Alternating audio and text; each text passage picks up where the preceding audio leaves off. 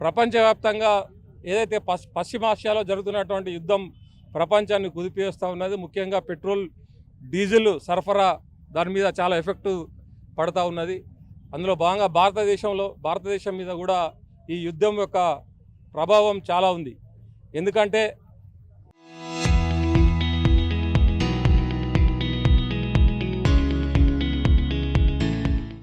America ఏదైతే ఉన్నదో ప్రపంచ పోలీసు లెక్క వివరిస్తూ ఉన్నారు.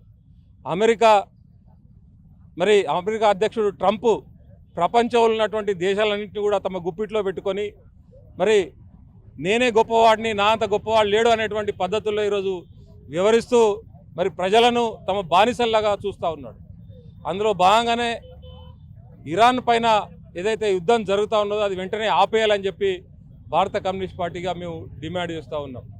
ఈరోజు ఆ యుద్ధం యొక్క సాకు చూపెట్టి భారతదేశంలో పెట్రోల్ ఉత్పత్తుల ధరలను విపరీతంగా పెంచుతూ ఉన్నారు. డీజిల్ పెట్రోల్ ధరలు పెరిగిపోతూ ఉన్నాయి, గ్యాస్ ధరలు పెరిగిపోతూ ఉన్నాయి.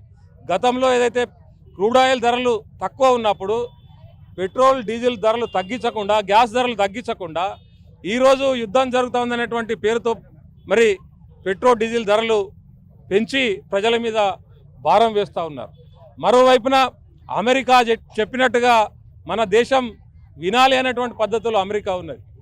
భారతదేశం పెట్రోల్ ఎక్కడ కొనాలి, డీజిల్ ఎక్కడ కొనాలి, క్రూడ్ ఆయిల్ ఎక్కడ కొనాలి అనేటువంటిది అమెరికా ఈరోజు శాసిస్తూ ఉన్నది.